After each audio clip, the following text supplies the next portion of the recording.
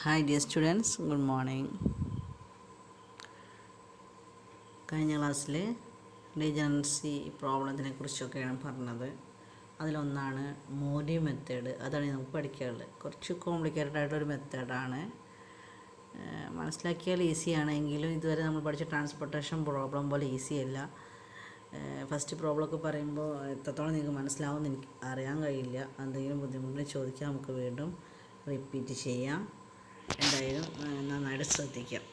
Emoji method എന്ന് പറയുന്നത് നമ്മൾ ഉപയോഗിക്കുന്ന മിനിമം കോസ്റ്റ് മിനിമം ആണോ എന്നുള്ളത് ഒരു ടെസ്റ്റ് ചെയ്യാനുള്ളൊരു പ്രോബ്ലമാണ്. അപ്പോൾ ശരിക്കും പറഞ്ഞാൽ വലിയ ലെങ്തി ആയിട്ടുള്ള പ്രോബ്ലമാണ്. അതായത് ആദ്യം മെത്തേഡ് യൂസ് ചെയ്യുമ്പോൾ മോഡിഫൈഡ് ഡിസ്ട്രിബ്യൂഷൻ മെത്തേഡാണ്.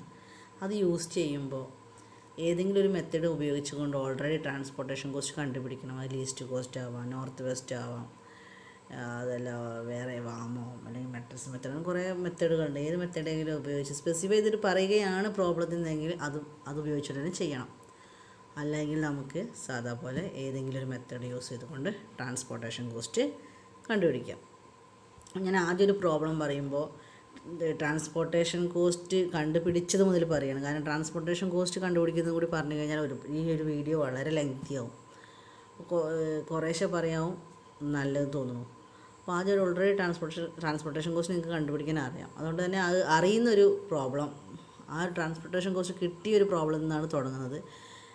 ഇതിൽ കംപ്ലീറ്റ് ആയിട്ട് പറയുമെന്ന് അറിയില്ല. എന്തായാലും നമുക്ക് പരമാവധി കംപ്ലീറ്റ് ആക്കി പറയാൻ നോക്കുക. എന്തായാലും ശ്രദ്ധിക്കുക. എന്തെങ്കിലും ഡൗട്ട്സ് ഉണ്ടെങ്കിൽ ക്ലിയർ ചെയ്യാം. അപ്പോൾ ആദ്യം ചെയ്യുന്നത് നമ്മുടെ ആ ഒരു പ്രോബ്ലമാണ്. അത് ഞാൻ കാണിക്കുമ്പോൾ നിങ്ങൾക്ക് മനസ്സിലാവും. മോഡി മെത്തേഡ്, അതായത് മോഡിഫൈഡ് ഡിസ്ട്രിബ്യൂഷൻ മെത്തേഡ്.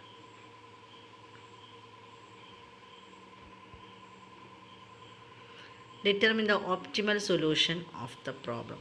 തന്ന പ്രോബ്ലത്തിൻ്റെ ഓപ്റ്റിമൽ സൊല്യൂഷൻ കണ്ടുപിടിക്കാനാണ്. അപ്പോൾ ഇതാണ് ക്വസ്റ്റ്യൻ. ഡിസ്ട്രിബ്യൂഷൻ സെൻറ്ററിൻ്റെ പ്ലാന്റ് റിക്വയർമെൻറ്റ്സ് തന്നിട്ടുണ്ട്. അങ്ങനത്തെ ഒരു ക്വസ്റ്റ്യൻ. സോ ഇതിൽ സപ്ലൈ കട്ടായി പോയിട്ടുണ്ട് തോന്നുന്നു ക്വസ്റ്റ്യന്. അപ്പോൾ ഇതിൽ ഈ ഒരു ക്വസ്റ്റ്യൻ്റെ സപ്ലൈ ഇവിടെ ഉണ്ട് കേട്ടോ. സപ്ലൈ പ്രോബ്ലത്തിൽ കട്ടായി പോയതാണ്. 7, 10, 18 ഉണ്ട്. അതും കൂടി പ്രോബ്ലം ചെയ്യുമ്പോൾ നിങ്ങൾ ചേർക്കുക കേട്ടോ. സപ്ലൈ റിക്വയർമെൻറ്റ്സും തന്നിട്ടുണ്ട്. അത് ഉപയോഗിച്ചുകൊണ്ട് ഇനീഷ്യൽ ബേസിക് ഫീസിബിൾ സൊല്യൂഷൻ കണ്ടുപിടിച്ച് ട്രാൻസ്പോർട്ടേഷൻ കോസ്റ്റ് കണ്ടുപിടിക്കുക. അപ്പോൾ ഏതെങ്കിലും ഒരു മെത്തേഡ് യൂസ് ചെയ്തുകൊണ്ടാണ് ഈ ഒരു ട്രാൻസ്പോർട്ടേഷൻ കോസ്റ്റ് കണ്ടുപിടിച്ചിട്ടുള്ളത്. നോക്കൂ, അലോക്കേഷൻ കിട്ടിയിട്ടുണ്ട്. അപ്പോൾ നിങ്ങൾ മുന്നേ പഠിച്ചതായത് നിങ്ങൾ ചെയ്യുന്ന പോലെ തന്നെ ചെയ്യുക. അത് വൃത്തിയിൽ ഇതുവരെ പഠിച്ച പോലെ. ഇതൊരു ഓൾറെഡി ഉള്ള പ്രിൻ്റ് ആയതുകൊണ്ടാണ് നോട്ടിൽ എഴുതുമ്പോൾ നിങ്ങൾ ഓൾറെഡി ചെയ്ത പോലെ ചെയ്യുക. അതുപോലെ തന്നെ സെല്ല് എഴുതുമ്പോൾ ഇവിടെ അങ്ങനെയാണല്ലോ കൊടുത്തത്, അതുപോലെ തന്നെ ആ ഒരു പ്രൊസീജിയർ പോകും. അല്ലാതെ ഇത് വേറൊരു മെത്തേഡായിട്ടല്ല. ഇത് നമുക്ക് പ്രിൻറ്റിൽ അങ്ങനെ ആയതുകൊണ്ടാണ്, നോട്ട് എഴുതുന്ന പോലെ അല്ലല്ലോ. അപ്പോൾ നിങ്ങൾ ആ ഒരു മെത്തേഡ് തന്നെ ഫോളോ ചെയ്യുക കേട്ടോ. അങ്ങനെ എഴുതി പോകും. അല്ലാതെ ട്രാൻസ്പോർട്ടേഷൻ ഈ അലോക്കേഷനൊന്നും ഇങ്ങനെ ഒരു സർക്കിളിലൊന്നും എഴുതണമെന്നില്ല. അപ്പോൾ ഇങ്ങനെ കിട്ടിക്കഴിഞ്ഞാൽ നമുക്ക് ട്രാൻസ്പോർട്ടേഷൻ കോസ്റ്റ് കണ്ടുപിടിക്കാൻ നമുക്കറിയാം. അതാണ് അടുത്തത് പറയുന്നത്. ട്രാൻസ്പോർട്ടേഷൻ കോസ്റ്റ് കണ്ടുപിടിച്ചിട്ടുണ്ട്. 12 into 7 plus 7 into 3 plus 40 into 7 plus 40 into 2 plus 10 into 8 plus 20 into 8 ആണ് ട്രാൻസ്പോർട്ടേഷൻ കോസ്റ്റ്. ബേസിക് ഫില്ലേഷൻ 194 ആണ് ട്രാൻസ്പോർട്ടേഷൻ കോസ്റ്റ് കിട്ടുന്നത്. അപ്പോൾ ഫസ്റ്റിലെ സ്റ്റേജ് എന്ന് പറഞ്ഞാൽ ഏതൊരു പ്രോബ്ലം തന്നു കഴിഞ്ഞാലും അതിൻ്റെ ട്രാൻസ്പോർട്ടേഷൻ കോസ്റ്റ് കണ്ടുപിടിക്കുക. അത് സ്പെസിഫൈ ചെയ്ത മെത്തേഡ് പറഞ്ഞിട്ടുണ്ടെങ്കിൽ അത് ഉപയോഗിച്ചിട്ട്, അല്ലെങ്കിൽ നോർത്ത് വെസ്റ്റ് ഒരു ഈസ്റ്റ് കോസ്റ്റ് ഏതെങ്കിലും ഒരു മെത്തേഡ് ഉപയോഗിച്ചുകൊണ്ട് നിങ്ങളൊരു ട്രാൻസ്പോർട്ടേഷൻ കോസ്റ്റ് കണ്ടുപിടിക്കുക. അത്രയും ഭാഗം നിങ്ങൾക്ക് ഡൗട്ടില്ല എന്ന് കരുതുന്നു. പിന്നെ നമ്മൾ അടുത്ത സ്റ്റേജ്, രണ്ടാമത്തെ സ്റ്റെപ്പ്. അപ്പോൾ ഒരു ഫസ്റ്റ് സ്റ്റെപ്പ് കഴിഞ്ഞു, ട്രാൻസ്പോർട്ടേഷൻ കോസ്റ്റ് കണ്ടുപിടിക്കുക. ഇനി രണ്ടാമത്തെ സ്റ്റെപ്പ് എന്ന് പറയുന്നത് അലോക്കേറ്റഡ് സെല്ലിൻ്റെ UIVI വാല്യൂ കണ്ടുപിടിക്കലാണ്. അപ്പോൾ അലോക്കേറ്റഡ് സെൽ എന്ന് പറയുമ്പോൾ നമുക്ക് ട്രാൻസ്പോർട്ടേഷൻ കോസ്റ്റ് കണ്ടുപിടിക്കണമെങ്കിൽ അലോക്കേറ്റഡ് സെൽസിൻ്റെ മൾട്ടിപ്ലൈ ചെയ്തിട്ട് സം ചെയ്തിട്ടാണ് കണ്ടുപിടിക്കുന്നത്. അതുകൊണ്ട് അലോക്കേറ്റഡ് സെൽ എന്ന് പറഞ്ഞാൽ നിങ്ങൾക്ക് അറിയാം. ഈ അലോക്കേറ്റഡ് സെല്ലിനെ മാത്രം യൂസ് ചെയ്തുകൊണ്ടാണ് നമ്മൾ U I V I variable കണ്ടുപിടിക്കുന്നത്. യു ഐ എന്ന് പറഞ്ഞിട്ടുണ്ടെങ്കിൽ നോക്കുക,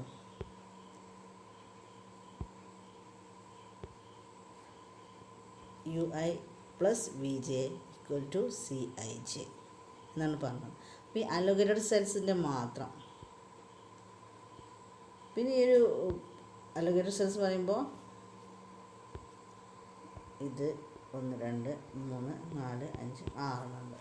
അപ്പോൾ നിങ്ങൾ m+n-1 ഈക്വൽ ആണോ എന്ന് നോക്കണം. ഒരു കണ്ടീഷൻ അത്. ഇവിടെ 3 റോയും 4 കോളും. So 4 + 3 -1, 7 - 1 equal to 6. അതുകൊണ്ട് 6 തന്നെയാണ് വരുന്നത്. അപ്പോൾ അത് കറക്റ്റാണ്.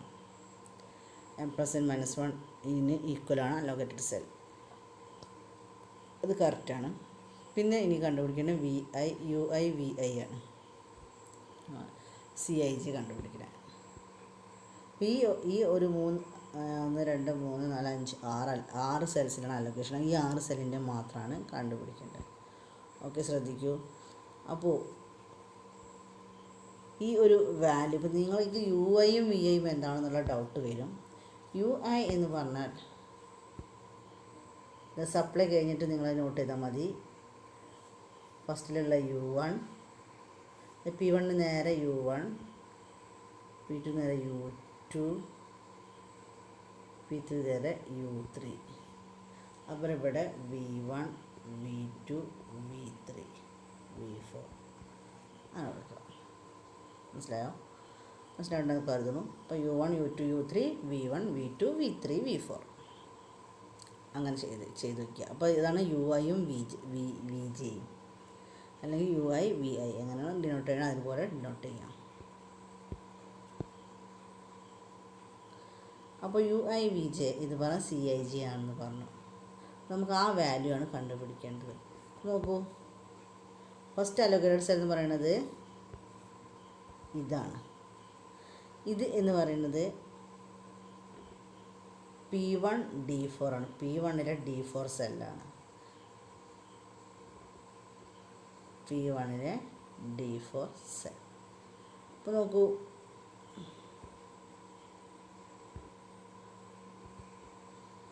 അപ്പോൾ ഇതാണ് U1, ഇതാണ് U2, ഇതാണ് U3, ഇത് V1, ഇത് V2, ഇത് V3, ഇത് V4. ഇങ്ങനെയാണ് കിടക്കുന്നത്.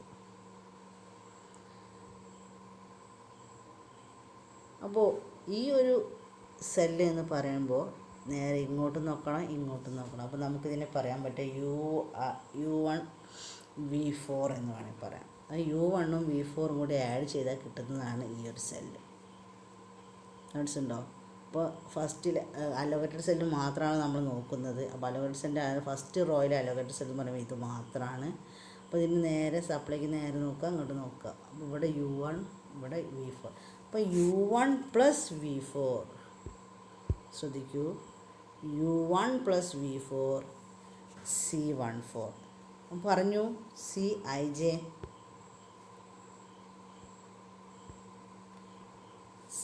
U I plus V J ആണ്, സി ഐ ജി ആണ്. സോ U1 + V4 എന്ന് പറഞ്ഞാൽ C14 ആയിരിക്കും. അപ്പോൾ നമ്മൾ ഫസ്റ്റ് അസ്യൂം ചെയ്യുമ്പോൾ U1 = 0 എന്ന് അസ്യൂം ചെയ്യാം. U1 എല്ലാവരുടെ ഒരിക്കലും ഒരു വാല്യൂവും കിട്ടില്ല. അപ്പോൾ ഏതെങ്കിലും ഒന്നിന് 0 കൊടുക്കുക. U1-നാണ് അവിടെ 0 കൊടുത്തിട്ടുള്ളത്. U1 = 0 കൊടുത്തു കഴിഞ്ഞാൽ 0 + V4